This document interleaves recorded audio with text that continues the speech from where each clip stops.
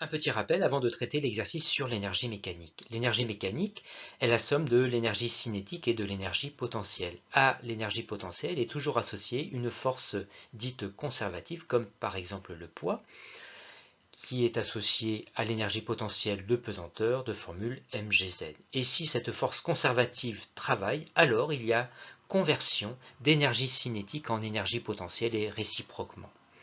Dans le cas où seule une force conservative travaille, alors la variation d'énergie mécanique est nulle, c'est-à-dire que l'énergie mécanique reste constante. On en déduit que la somme des variations d'énergie cinétique et potentielle est nulle, et donc que leurs variations sont opposées. Quand l'une diminue, l'autre augmente de la même quantité. La conversion est alors dite intégrale et sans perte d'énergie. Dans cet exemple, le réservoir d'énergie potentielle est initialement de 10 kJ et le réservoir d'énergie cinétique vide. À la fin de la conversion, le système a gagné en énergie cinétique tout ce qu'il a perdu en énergie potentielle, c'est-à-dire 10 kJ. Mais si cette fois travaille en plus une force non conservative, comme une force de frottement, alors la variation d'énergie mécanique n'est plus nulle, elle est égale au travail de cette force non conservative. Les variations d'énergie cinétique et potentielle ne sont plus opposées et la conversion n'est que partielle. En reprenant l'exemple précédent, le système ne gagne pas en énergie cinétique tout ce qu'il a perdu en énergie potentielle. Ici 8 kJ au lieu des 10 kJ initiaux. Il y a eu dissipation de 2 kJ d'énergie. La variation d'énergie mécanique est donc égale à moins 2 kJ et cette variation d'énergie négative est égale au travail résistant de la force non conservative. Nous allons voir maintenant un exercice d'application de tout ceci. Cet exercice a pour objectif d'illustrer les conséquences de la conservation ou de la non-conservation de l'énergie mécanique. Dans cet exercice, on s'intéresse à un skieur qui s'élance d'un point A avec une vitesse de 15 km/h et arrive en bas de la piste en un point B avec une vitesse VB que l'on cherche à déterminer dans cette première question, dans l'hypothèse où les frottements sont négligeables. Dans un premier temps, on souhaite évaluer la variation de l'énergie mécanique du skieur au cours de la descente. Pour cela, on fait un bilan des forces qui travaillent. Le skieur est soumis à son poids et à la réaction normale de la piste. Le travail de Rn est égal à Rn fois B fois le cosinus de l'angle qu'il y a entre Rn et le vecteur déplacement AB, et qui est ici de 90 degrés. Cosinus de 90 degrés égale à 0, le travail de Rn est donc nul. La seule force à travailler est donc ici le poids, qui est une force conservative. On en déduit que l'énergie mécanique se conserve, c'est-à-dire que sa variation est nulle. Et on met à profit cette variation nulle pour en déduire la vitesse Vb. On remplace la variation d'énergie mécanique par la somme de la variation d'énergie cinétique et d'énergie potentielle. On isole la variation d'énergie cinétique car l'inconnu Vb s'y trouve, soit delta EC égale moins delta EPP. On développe les variations. ECB moins ECA égale moins l'énergie potentielle en B moins l'énergie potentielle en A. On remplace chacune des deux formes d'énergie par son expression, 1/2 de mv carré pour l'énergie cinétique et mgz pour l'énergie potentielle de pesanteur. On factorise le deuxième membre par mg, soit mg facteur de za moins zb. On fait apparaître sur le schéma les altitudes ZA et ZB sur un axe vertical vers le haut, et ZA moins ZB représente cette longueur qui, pour l'angle alpha dans ce triangle rectangle, représente son côté opposé, qui est égal à la longueur de l'hypoténuse fois le sinus de l'angle. L'hypoténuse correspond ici à AB, soit ZA moins ZB égale AB fois sinus alpha. MGZA-ZB est donc égal à MG fois AB sinus alpha. On isole 1/2 de MVB carré, soit 1/2 de MVA carré plus MG AB sinus alpha.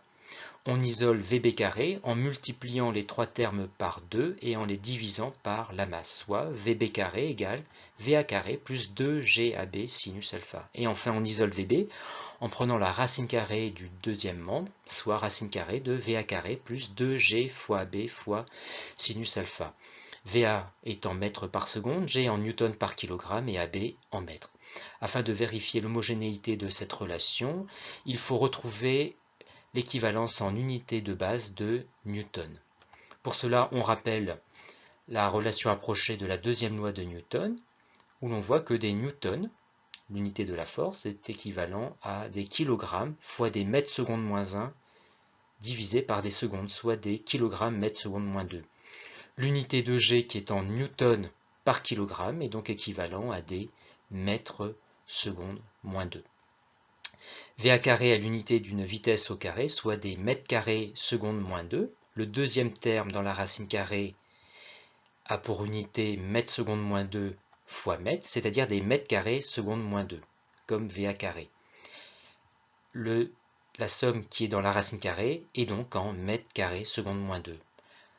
En prenant la racine carrée, on retrouve bien mètre seconde moins 1, l'unité d'une vitesse, comme VB. Cette relation est donc homogène. On peut en faire l'application numérique. Auparavant, il faut convertir la vitesse VA en mètres par seconde en divisant 15 km par heure par 3,6, ce qui donne 4,2 mètres par seconde. On remplace par les valeurs numériques et on trouve une vitesse VB de 27 mètres par seconde qu'on convertit en km par heure en la multipliant cette fois par 3,6, soit une vitesse VB de 97 km par heure.